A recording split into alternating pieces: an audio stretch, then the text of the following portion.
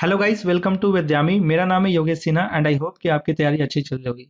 आज हम फिर से ईएसी के क्वेश्चन देखेंगे जो कि प्रीवियस ईयर क्वेश्चंस होंगे। और हम टोटल 12 क्वेश्चन देख रहे थे जिसमें से हमने 9 क्वेश्चन कर लिया है।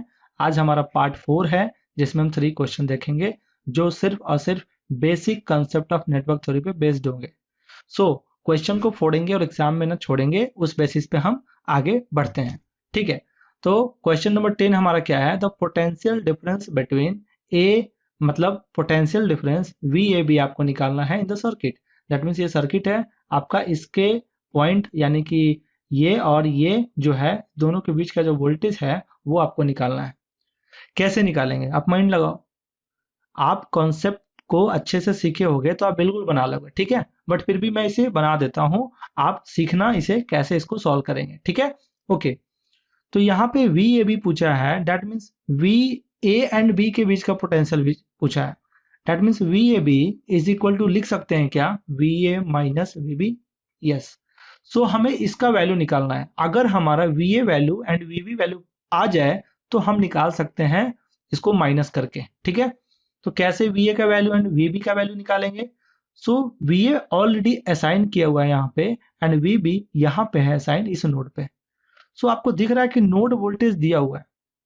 ओके, यहाँ पे वोल्टेज कितना होगा? अगर देखा जाए तो ये दो नोड के बीच में आपका वोल्टेज सोर्स आया है, इसका मतलब ये सुपर नोड फॉर्म कर रहा है। बट आप ध्यान से ये भी देखो तो आपको लगेगा कि इसमें कोई एलिमेंट नहीं है एक्स्ट्रा इस वोल्टेज सोर्स के अलावा। दैट मीन्स निगेटिव वाला पॉइंट को हम मान सकते हैं कि ये 0 वोल्ट है एंड पॉजिटिव वाला टर्मिनल को मान सकते हैं कि कितना वोल्टेज इसका 5 वोल्ट। सो अब हम यहाँ पे अप्लाई कर सकते हैं nodal analysis. Nodal analysis apply करने के लिए हमें नोडल इक्वेशन लिखना है। तो नोडल इक्वेशन हम लिखते हैं, ठीक है। So nodal equation at node A, ठीक है। तो ए इस वाले पे हम लिखते हैं नोडल इक्वेशन। कैसे लिखेंगे? We A minus 0/4, we A minus 0/4, ठीक है। उसके बाद we A minus 5/1 plus we A minus 5/1 and current का डायरेक्शन आपका इस ओर है, क्योंकि मैंने बताया था कि नोडल वोल्टेज जो होता है वो लार्जेस्ट वोल्टेज होता है बाकी सारे के वोल्टेज से, ठीक है। सो करेंट का डायरेक्शन यहाँ नोड से बाहर निकलेगा हायर पोटेंशियल से। तो यहाँ से जब करेंट का डायरेक्शन ये है और ये भी आपका सेम डायरेक्शन में है, दैट मीन्स ये आपका प्लस में होगा 1 = 0, ठीक है। ओके, दूसरा इक्वेशन क्या हो सकता है, पहले इसको हम सॉल्व कर लेते हैं। तो क्या होगा? V A upon 4, V A upon 4, that means इसको 4 एलसीएम ले लेते हैं। तो V A plus 4 VA minus 20 plus 4 = 0। So 5 VA minus 16 = 0। सो आपका VA यहां से आ जाएगा प्लस हो जाएगा ना, प्लस 16/5 होगा। ओके, ये आपका आ गया। जब VA आ गया तब हमको क्या निकालना है? VB। So apply nodal eight node क्या होगा? बी। तो बी नोड पे, इस नोड पे हम अप्लाई करते हैं अगर, तो हमारा नोडल इक्वेशन क्या होगा? कुछ इस तरीके से होगा, करंट का डायरेक्शन और हमारा VB माइनस 0/3, VB माइनस 0 कितना होगा? 3 प्लस VB माइनस 5/3, है ना, ये वाला होगा। उसके बाद इधर की ओर कितना होगा? तो करंट इधर निकल रहा है नोड से बाहर और इस वाले करंट का डायरेक्शन इधर है, दैट मीन्स अपोजिट है। तो -1 = 0। सो यहां हम सॉल्व करेंगे तो कितना हो जाएगा आपका? 2VB minus 8 = 0। सो VB = 4। हमारा VA निकल गया, VB निकल गया। तो अब हम निकाल सकते हैं क्या? बिल्कुल निकाल सकते हैं। VA एंड VB का वैल्यू पुट करेंगे। सो 16/5 माइनस 4 = 16 माइनस 20/5 -4/5। अगर आप इसको कैलकुलेट करेंगे तो -0.8 वोल्ट आएगा, जो कि ये। ध्यान रहे यहाँ पे आपको कंफ्यूज करने के लिए पॉजिटिव वैल्यू भी दिया हुआ है, बट आपको ये वाला जो अगर फॉर्मूला पता है, ये कॉन्सेप्ट पता है, तो आप इजिली गलती नहीं करेंगे, आप यहाँ सॉल्व कर देंगे। फील आ रही है? ओके, नेक्स्ट क्वेश्चन की अब बढ़ते हैं। क्वेश्चन नंबर 11 क्या कहता है, what is the value of resistance R which will allow the maximum power dissipation in the circuit. मतलब ये वोल्टेज सोर्स है, ये मैक्सिमम पावर डिसिपेट करेगा, कब करेगा? दैट मीन्स ये जो रेसिस्टेंस है ना, ये सब रेसिस्टेंस पावर को डिसिपेट करता है। दैट मीन्स अगर हम आर का वैल्यू क्या रखें कि ये मैक्सिमम पावर डिसिपेट करे। सो यहाँ पे मैंने बताया था कि V is equal to sorry P is equal to V square upon R. So यहाँ पे वोल्टेज तो कांस्टेंट है ना, वोल्टेज आपका कांस्टेंट है जो कि है 8 का square, that mean 64 upon R. So power जो है वो टोटली आपका डिपेंड हो गया आर पे। अब मैक्सिमम पावर डिसिपेट तब होगा, मैक्सिमम पावर डिसिपेट तब होगा जब मिनिमम क्या हो, आर हो। मतलब आर का वैल्यू यहाँ पे मिनिमम से मिनिमम होना चाहिए। ठीक है, अगर आप यहाँ से आर कैलकुलेट भी कर सकते हो तो वो भी आपका वैल्यू निकल सकता है। बट क्या जरूरी है हमें ये मैश या नोडल या कोई भी चीज लगाने का, जब हमें पता है यहाँ से कि P का वैल्यू मैक्सिमम तब होगा जब R क्या होगा, मिनिमम। और R मिनिमम का मतलब कि ये आपका D आंसर होगा। इस चारों में से कौन सा रेसिस्टेंस मिनिमम है, ये D है, तो आप निकाल सकते हो। ठीक है, इजी था। ओके, कॉन्सेप्ट अगर आपका क्लियर है तो बिल्कुल नहीं छूटने वाला क्वेश्चन, ESC के 2017 में आया था। सो नेक्स्ट क्वेश्चन देख लेते हैं। नेक्स्ट क्वेश्चन क्या है, what is the current through the 8 ohm resistance connected across terminal M and N in the circuit, M and N in the circuit। that means ये जो M है और ये आपका N है, इन दोनों के बीच में 8 ओम का जो रेसिस्टर है उसमें करंट कितना मैग्नीट्यूड होगा और डायरेक्शन क्या होगा। ठीक है, ये दो चीज आपको निकालना है।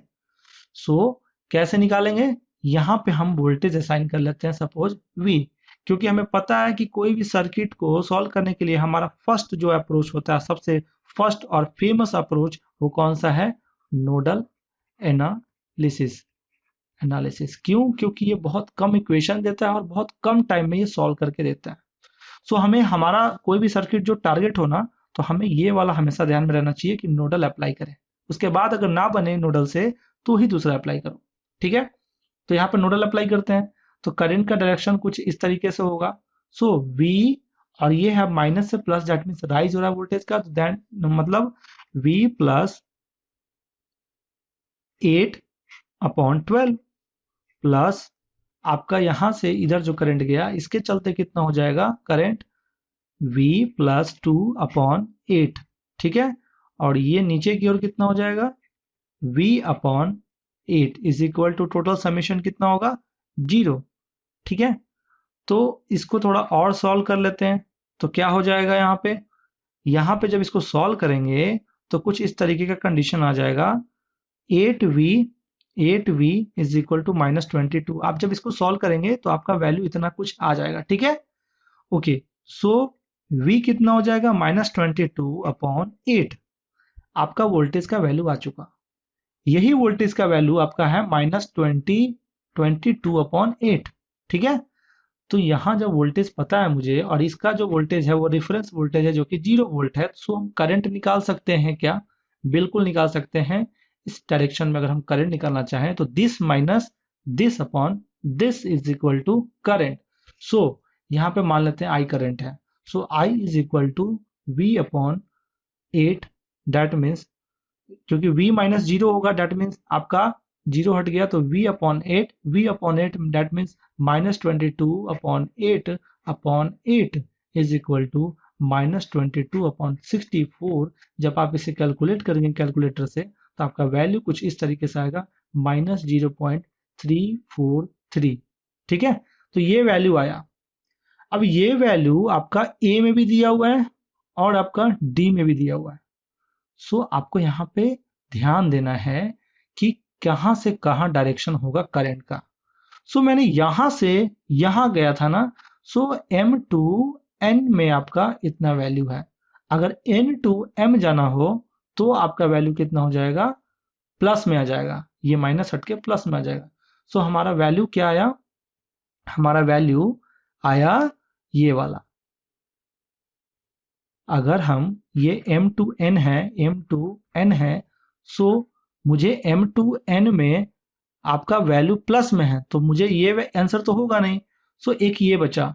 तो अगर एम टू एन का करंट का वैल्यू ये है, तो अगर हम इसको अपोजिट कर दें, डेट मीन्स 0.343 करंट का डायरेक्शन चेंज कर दें, तो क्या हो जाएगा एन टू एम, है ना। तो आपका डी आंसर होगा। समझ में आ गया? फील आ रही है? ओके। तो यह आपका कंसेप्ट अच्छे से क्लियर हो गया होगा और आपको पता चल गया होगा कि ईएसी में कैसे क्वेश्चंस आते हैं। ठीक है। सो अब अगले लेक्चर में हम क्या पढ़ने वाले हैं? अगले लेक्चर में हम पढ़ने वाले हैं नेटवर्क थ्योरम, है ना। नेटवर्क थ्योरम हम बहुत चीज थ्योरम उसमें पढ़ेंगे, जिसमें बहुत सारे आएंगे। Maximum power transfer theorem, superposition theorem, Norton theorem, Thevenin theorem, reciprocity theorem, ऐसे ही बहुत सारे थ्योरम हैं जो कि करीब 7 से 8 थ्योरम होंगे। उन सब के बारे में बारी बारी से पढ़ेंगे। कल नेटवर्क थ्योरम का सिलेबस के साथ साथ देखने के साथ साथ हम कल पढ़ने वाले हैं सुपर पोजिशन थ्योरम। ठीक है। तो सुपर पोजिशन थ्योरम क्यों यूज करते हैं, क्या इसका फायदा है, ये सब हम अगले लेक्चर में देखेंगे। ठीक है। तब तक के लिए आप इतने लेक्चर को एंजॉय कीजिए और प्रैक्टिस कीजिए, और प्रैक्टिस प्रैक्टिस प्रैक्टिस मतलब क्वेश्चन पूरा फोड़ डालिए। ओके। ठीक है। तो मिलते हैं अगले लेक्चर में। तब तक के लिए थैंक यू।